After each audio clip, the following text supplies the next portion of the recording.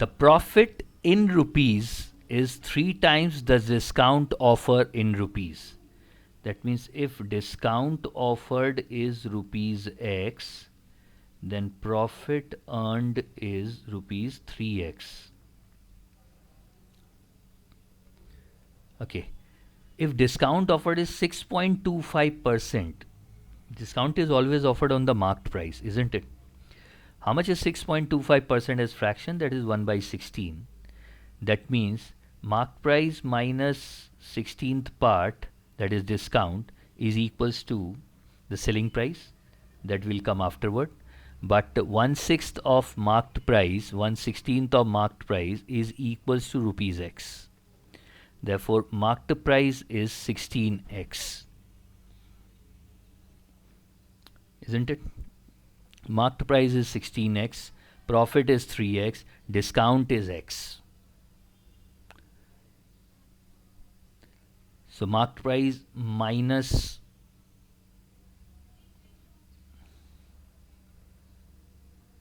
discount is the selling price. So selling price should be what? Selling price should be 16x minus discount, that is 15x. Now what should be the cost price? Cost price is selling price plus profit. Okay, that is 15x plus 3x.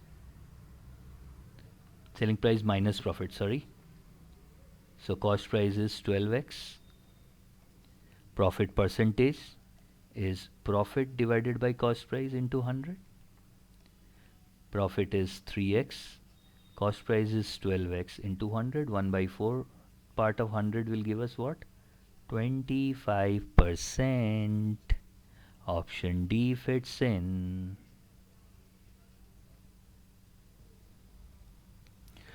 Gargi has only 3 types of footwear: shoes, let it be A, slippers B, and sandals C. All her footwear except X are slippers. Except X are slippers means B plus C, isn't it? B plus C should be equals to X. No? Let's see. All her footwear except X are slippers. So we'll leave slippers B. Then A and C should be equals to 35. A and C should be equals to 35. Now from where I get 35? It is given here. X is to Y is to Z is 35, 22, 27. Let it be 35P. All except Y are shoes. Which are shoes? These are shoes. So all except Y's are shoes. That means B plus C is equals to Y. B plus C is Y and Y proportionate 22. Let it be 22P. All except Z are sandals. These are sandals. So all except Z are sandals. That means A plus B should be equals to Z. And Z is 27P. Very good. Now we have these 3 equations regarding A, B and C. Then what is the ratio of number of shoes? Shoes means A, and number of sandals, sandals is C. We are looking out for A is to C. Okay. If I subtract these two, what I'll get? A plus C minus B minus C is A minus B. That would be 35 minus 22. That would be 13P. Okay. Now I have A plus B is 27P. If I add up, 2A is equals to 40P. A is equals to 20P. A is 20P. I need C. I can get C from here. A plus C is 35P. That means C equals to 15P. C is 15P. So if I cancel this out with help of 5, I'll get 4 and 3. Ratio of A is to C, or number of shoes to the number of sandals with her, is 4 is to 3. Option B fits in. That's the answer. In an examination, the maximum possible score is n, while the pass mark is 45% of n. Passing marks are 45 n by 100. That is 9n by 20, 45%. A candidate obtained 36 marks but falls short of pass mark by 68%. That means his score is actually 36 plus something short than pass mark. This is his score. Now what is his score? What is S in his score? S is 68% of pass mark. He falls short by 68% of the pass mark. So S is 68% of pass mark. So can I say this 36 is 100 minus 68, that is 32% of pass mark? Yes. If he falls short by 68% of pass mark, that means 36 is 32% of pass mark. So pass mark is 9n by 20. 32% is 32 by 100. Should be equals to 36. So can we calculate this now? 4 is 8 times 9, 4, 2, and this is 50. So we have n is equals to 250. Which of the following is correct? N is less than 200, no. N is greater than 253, no. N lies between 201 to 242, out. N lies between 243 to 252, is in, because n value is 250. Option C fits in, and that's the answer.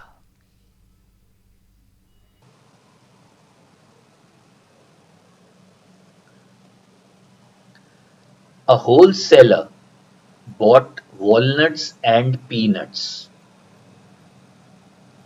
The price of walnut per kg being thrice that of peanut per kg.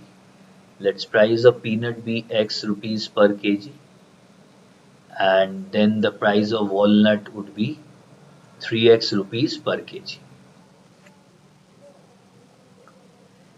He then sold 8 kgs of peanuts, 8 kgs of peanuts at a profit of 10% and 16 kgs of walnuts at a profit of 20%. Fine. So what would be the selling price of walnuts? That would be 3x into 16 into 20%, that means into 1.2. 3.6 into 16, 3.6 into 16, 57.6, and the selling price for peanuts would be, selling revenue rather, x into 8 into 10% profit means 1.1, so that is 8.8x. So total revenue generated by the wholesaler would be 0.4 and 116 and 6. 66.4x. Yes? Okay. So, till here we are done. Now, this is the cost price of shopkeeper. This is selling price of wholesaler. So, this must be cost price of shopkeeper. However, the shopkeeper lost 5 kgs of walnut. Okay. So, the total purchase was 24 kgs. Now, what is happening with shopkeeper? Lost 5 kgs of walnuts and 3 kgs of peanuts in transit. That means he lost 8 kgs of nuts. So, he went in with 24 minus 8 is 16 kgs of nuts. I'm talking about nuts, not all combined. He then mixed the remaining nuts and sold the mixture as rupees 166 per kg. Okay, so now what is the sales revenue as far as shopkeeper is concerned? 16 into 166, isn't it? That should be 2656. Thus making an overall profit of 25%. So this is after you make a profit of 25%. Obviously, profit is always on the cost price. So can I say 66.4x, that is cost price to the shopkeeper, into 1.25 should be equals to 2656, isn't it?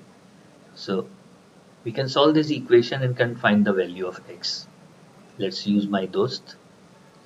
So we have 2656 divided by 1.25, that's the overall cost price now.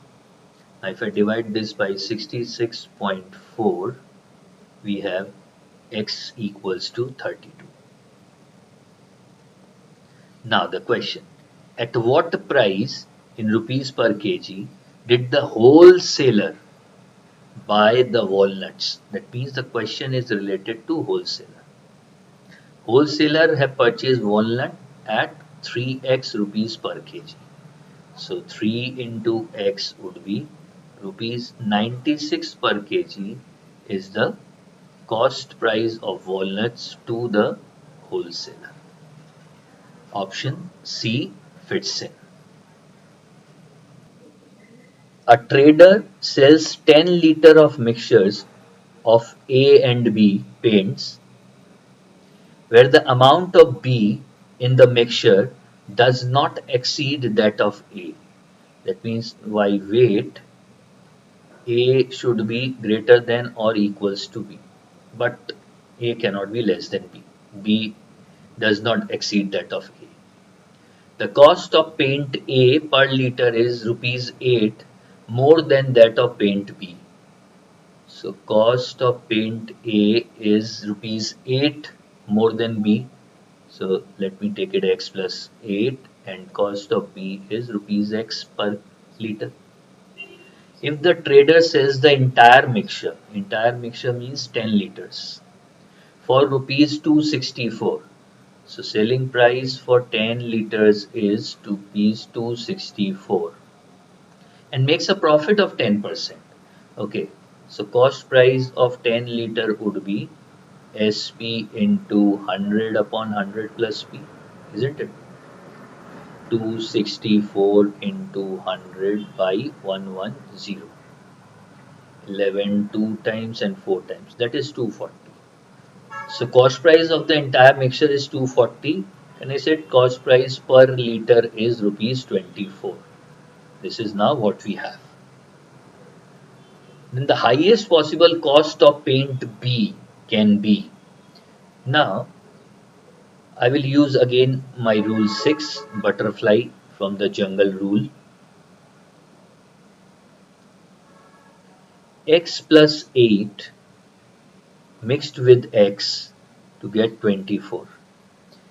And what is the basic rule for using this cross diagram, butterfly diagram, jungle rule is that out of these two, one should be greater than the average and one should be less than the average, isn't it? The average always lies between the two given numbers. So it's quite evident that x plus 8 should be greater than 24 and x should be less than 24. Then only the average of x plus 8 and x would come to 24 with some weights. So x should be greater than 24 minus 8 is 16 and x is less than 24. That means x should lie between 16 and 24. Not an equals to sign. It is lying between 16 and 24. Now, so easily I can cancel out option 16 and 26 also. The question asked is highest possible cost of paint B, sorry, and that is rupees x per liter. We are trying to identify the value of x. Okay. Now, if we select 22 as an option, suppose, then 22 plus 8 is how much? 30, and x is 22. So, okay, fine. Average can be 24. Average 24 is permitted for this is A and this is B. So, if I use my cross diagram, butterfly diagram, it would be 6 and it would be 2. It would be in the ratio of 1:3. But this is our prima facie condition given that A should be greater than or equals to B. If we are using A and B in the ratio 1:3, it is not following this given condition. That means 22 is not the answer. We are left with 20. Let's check this once. If x is 20, it is 28, 20, and the average is 24. Here difference is 4. Here difference is 4. That is 1:1. Quite possible. Out of the given option, 20 best fits in. Okay, now we can use the concept also to find the maximum value or maximum value of x, and that happens to be, since x plus 8 and x is there, 24 is the average of x plus 8 and x. So maximum value of x would be just achieved when 24 would be at the center. That is the simple logic, and we have proved that logic. Actually, that should be 1:1. So 2x plus 8 is 48. That should give us the maximum value of x. That is 48 minus 8 is 40, divided by 2 is 20, such that the value of b is not empowering the value of a. 1:1, it cannot be more than that. Okay, so this is the line where we should be putting this 24, so that we have more of weight, more of mass weight on A side and not on B side. So if I start moving towards X, okay, then the distance from A side would increase. That would tend us to have the weight on B more than weight on A. That is simple mass proportionality theorem, you can call it something like that. Okay, so, and if I keep on moving towards A, what will happen? The value of A will keep on increasing and value of B will keep on decreasing to keep the balance. Fine. So you can use any concept or you can use the direct options. So option C is selected and answer is 20. A student appears for a certain number of tests. His average score increases by 1 if the first 10 tests are not considered. So let me have a table first. Number of tests, averages in the test, and then we'll calculate total also.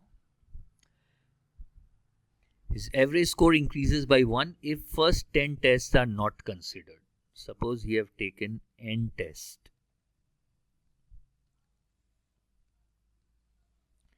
And the average for n test is A. 10 tests. And if we leave these 10 tests, then the average for the remaining test would be more than, okay, if first 10 tests are not considered, average would increase by 1. Fine. And decreases by 1 if the last 10 tests are not considered. Suppose these are the last 10 tests. If we are not considering these tests, then the average for these people would decrease by 1 rather. If his average score for the first 10 and the last 10 tests are 20 and 30. Okay, now this is given, this is 20 and this is 30. So the total for the first 10 tests would be 200 and the total for the next 10 tests is 300. Now since there are n tests, can I say the remaining are n minus 20 tests, and let the average of the remaining be x. Then what is the total here? X into n minus 20. Great. Now we'll go back again and try to frame equations. His average score increases by 1 if the first 10 tests are not considered. That means what? Total of these tests is x into n minus 20 plus 300 when divided by these many tests, that is n minus 20 plus 10, n minus 10, then the average is a plus 1. A is the overall average. Similarly, if last 10 tests are not considered, then x into n minus 20 plus 200 by n minus 10, average would be a minus 1. Okay, if I deduct these two, this will help me out in finding out the value of n. Then the total number of tests taken by him, x upon x into n minus 20 by n minus 10 get cancelled out with x into n minus 20 by n minus 10 plus minus. Now this is 300, this is 200, so I'll get 100. 100 upon n minus 10 equals a minus a cancel out. 1 plus 1 is equals to 2. Okay, so what we have? N minus 10 is equals to 50. So n will be equals to 60. The total number of tests taken by him is 60. Type in the answer 6060.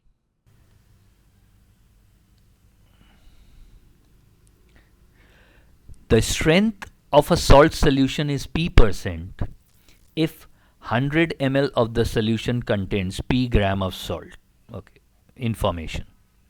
If 3 salt solutions A, B, C are mixed in the proportion 1:2:3, then the resulting solution has a strength 20%. Okay, so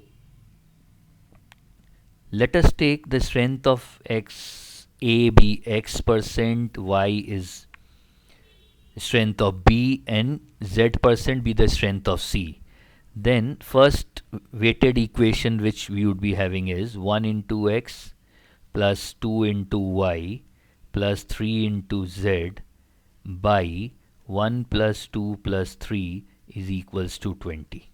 That means I have x plus 2y plus 3z is equals to 120. First equation.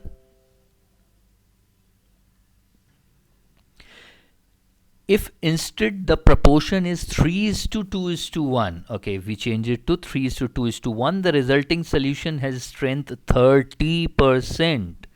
That means 3x plus 2y plus z would be equals to 30 into 1 plus 2 plus 3 is 6, that is 180. So we have two equations now. A fourth solution D is produced by mixing B and C in the ratio 2:7. So D's strength is actually 2:7, that is B and C in 2:7. That would be 2y plus 7z by 2 plus 7 is 9. That would be the strength of D, isn't it? The ratio of strength of D to that of A, that means question asked is we need to find the value of D's strength, that is 2y plus 7z by 9, and 2a, that is 9x. This is what we are looking out for. 2y plus 7z upon 9x. Now can we have something with these equations? X plus 2y plus 3z is 120. 3x plus 2y plus z is 180. Let me multiply this by 3.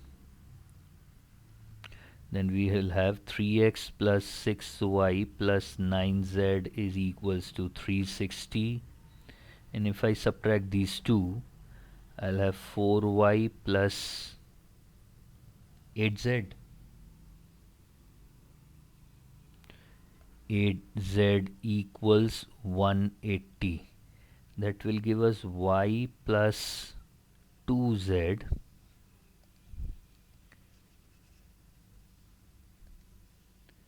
that will give us y plus 2z is equals to, I need to divide by 4, 45. Okay, so 3 plus 2 is 5 and then 2. If I multiply this by 2, if I subtract these two, I'll get 7, na? 4y, if I subtract these two, yes, 4y minus 2y is 2y, 8z minus z is z, and 0 minus 3y is minus 3x. So that would be 180 minus 180, that is 0. That means 2y, this one is 7 actually, 8z minus z, 2y plus 7z is equals to 3x.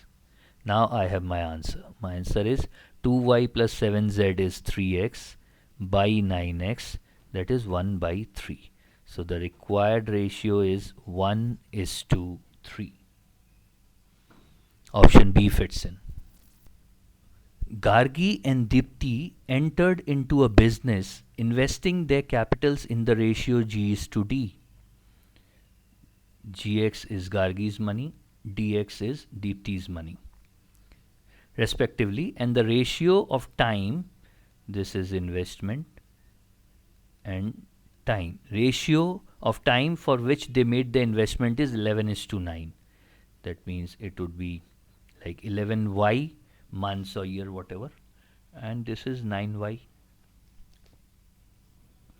Total profit made by both of them is rupees 9555. Find the profit share of Deepti. Okay, so they should be sharing the profit in the ratio of investment into time ratio. That would be 11gxy is to 9dxy. That would be 11g is to 9d. They would be dividing the money in this ratio. 11g is to 9d, isn't it? So profit share of Deepti would be 9d by 11g plus 9d into 9555. Is it possible for us now to solve this? We have no hint what is G and what is D. No hints whatsoever is given. It is 9 times D's capital, G part here, divided by 11G plus 9D. Yes, you thought it's correct. I won't be able to determine this. Answer should be can't be determined. Tina invests rupees 12,000 at 8% interest compounded annually. 12,000 at the rate 8% per annum CI. And rupees 10,000 at 6% interest compounded semi-annually. 10,000 at 6% compounded semi-annually. So let me make it 3% per half year. Compound interest. Both the investment are for 1 year. Okay, time is 1 year. Manna invests her money at 7.5% simple interest. As far as Manna is concerned, she invests her money at the rate 7.5% simple interest for 1 year again. But how much does she invest? Let's see, invest rupees X. If Tina and Manna get the same amount of interest, then the amount in rupees invested by Manna is how much? We need to find the interest on these two. Interest on 12,000 at 8% per annum simple interest would be 12 into 8 is 960 plus 10,000 3% interest for the first half. 10,000 3% is 300. Then again For the next half, 3% interest on 10,000 would be 300, and 3% interest on 300 would be rupees 9. So total interest collected by Tina is 9 and 6, 15, 1569. This is Tina's interest. And the interest collected by Manna would be x into 7.5 by 100 into 1. That is 25 3 times, 25 40. 3x by 40. Now as per the given condition, these two are same. 3x by 40 is 1569. 523. So x is 4 into 3 is 12, 19200. 20,920. Theta option, I'll punch in 20920. That should be the answer. The owner of an antique shop conducts his business in the following manner. Every once in a while he raises his price by X%, and then a while later he reduces all the new prices by X%. Okay, let's the original price be P, then what will be the price after one such up down cycle? That would be P into 1 minus X by 100, reducing. Okay, he is first raising X plus, then a while later he reduces all the new prices into 1 minus X by 100. This becomes new price after one such up down. After one such up down, the price of a painting decreases by 441. That means new price is 441 less than the original price. That means P minus 441 is P into 1 minus X square by 100. Okay, so if I solve this, what we'll get? P minus Px square by 100. So Px square by 100 is actually equals to 441. Recorded. After a second up-down cycle, the painting was sold for rupees this much. So price after second up-down cycle would be what? P into 1 minus X square by 100 square. Sorry, this should be 100 square. 1 plus A into 1 minus A is 1 minus A square by 100 square into again 1 minus X square by 100 square. This is equals to 1944.81. Great. Now Px square by 100 square is 441.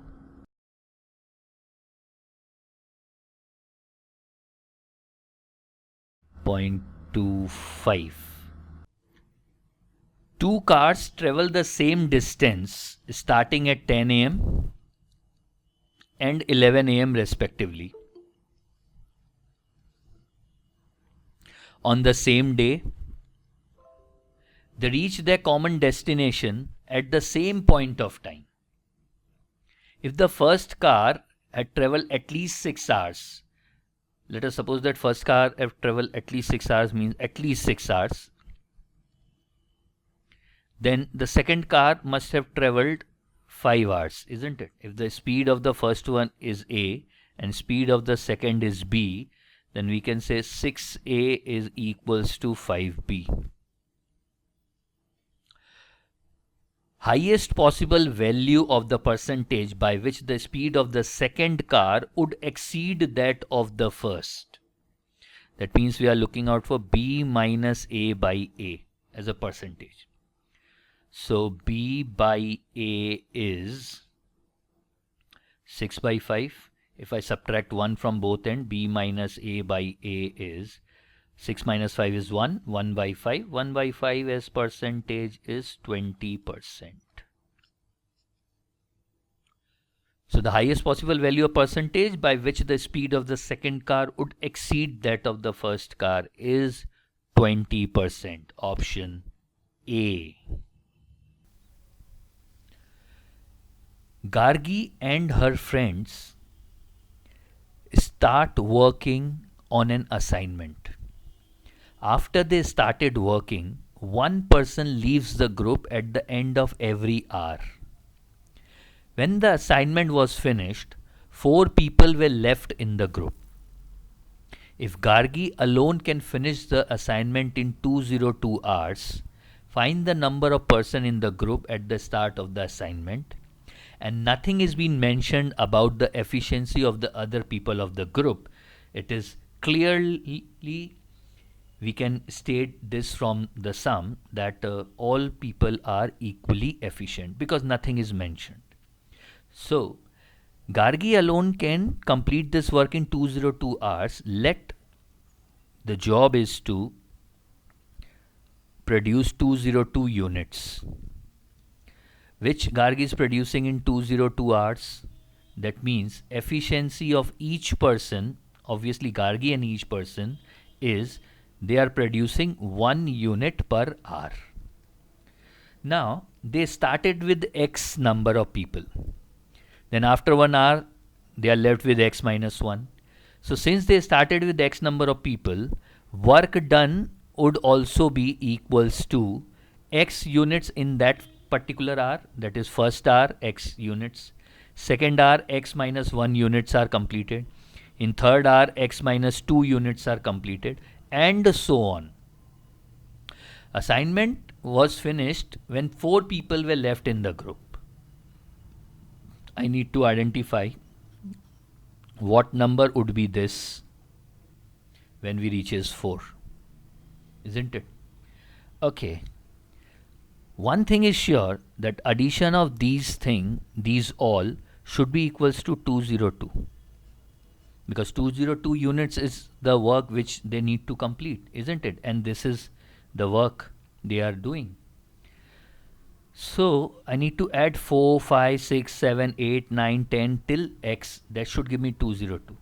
Can I say this total A is 1 plus 2 plus 3 plus A minus 1 plus 2 plus 3? Can I say this?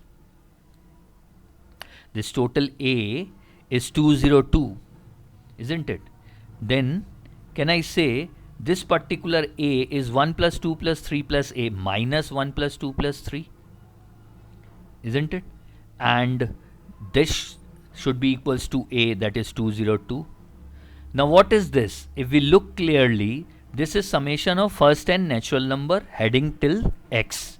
So I can say X into X plus 1 by 2 equals to 202 plus 3 plus 2 plus 1 is how much? 6. That is 208. That means we need to find the value of X such that X into X plus 1 by 2 is 208.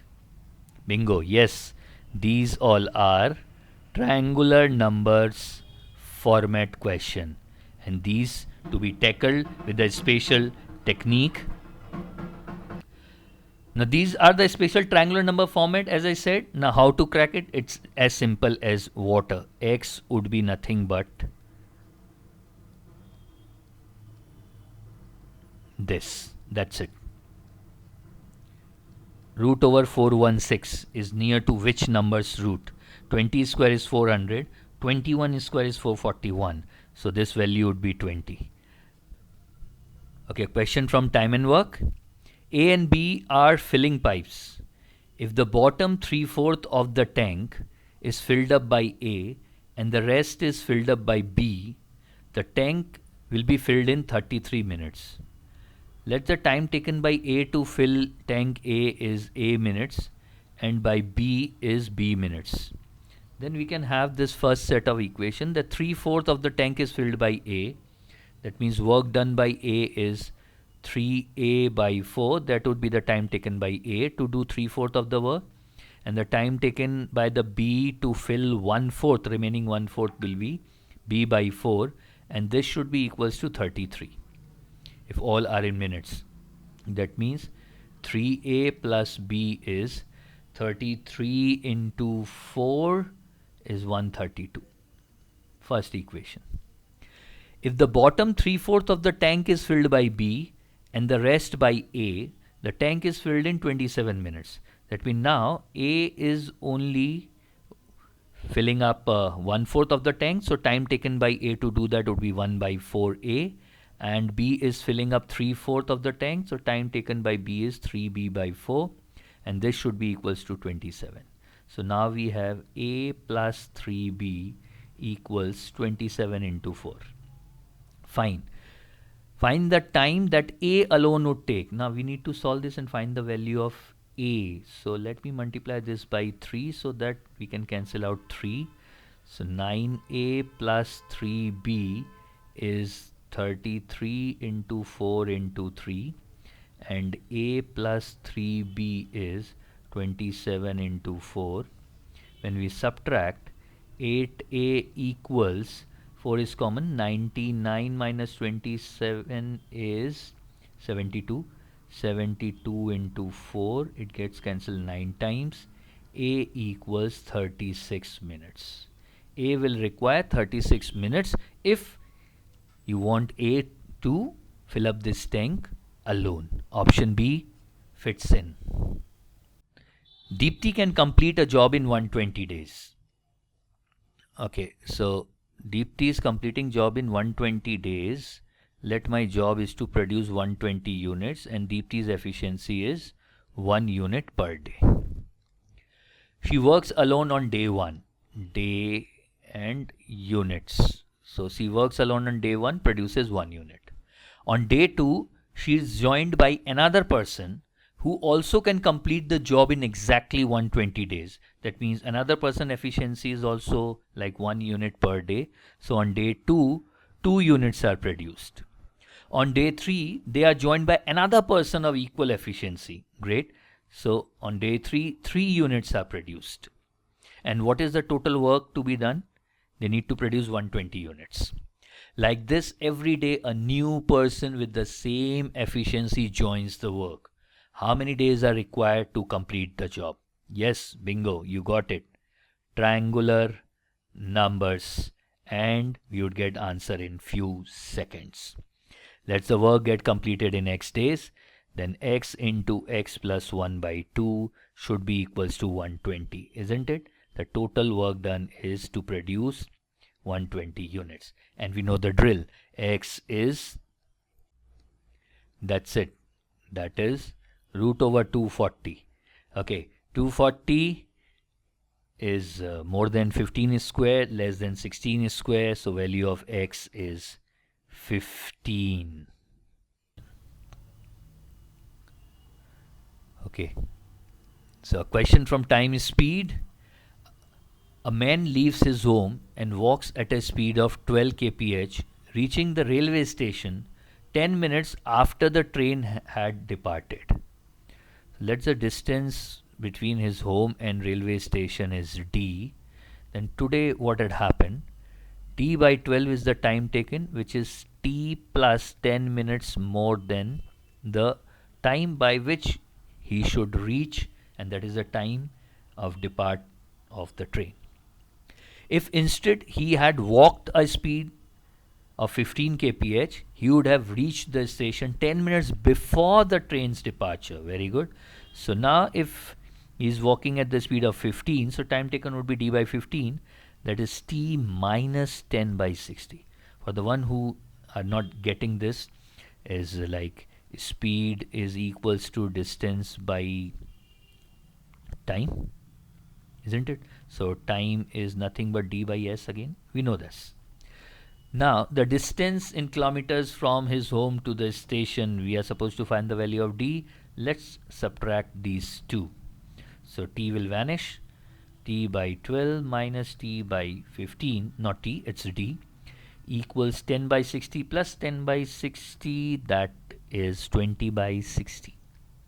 15 minus 12 is 3d upon 12 into 15 equals 1 by 3, 3, 5, and here 3 is 4. So d is 4 into 5, 20 kilometers. Type in the answer 20.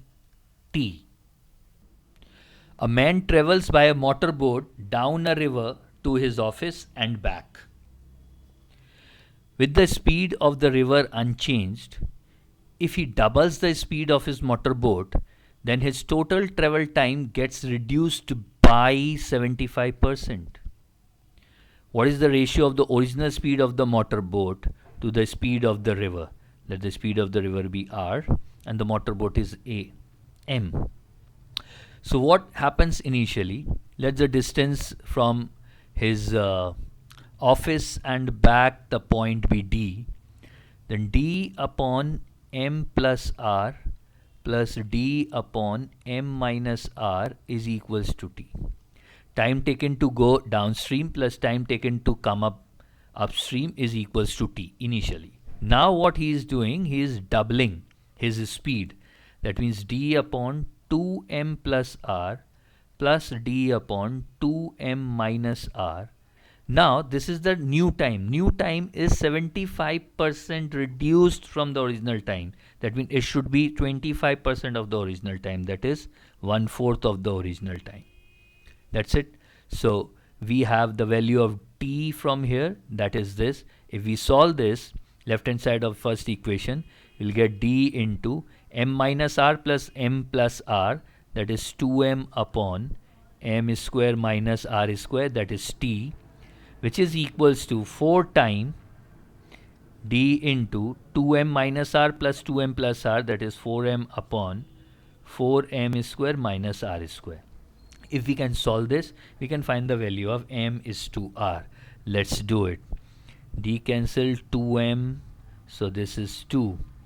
So now this is 8. 8m square minus 8r square equals 4m square minus r square. So we have 4m square is 7r square.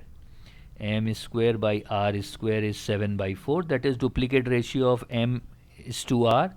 So m is to r is subduplicate of 7 by 4. That would be root 7 is to 2. Option B fits in. A motorbike leaves point A at 1 p.m.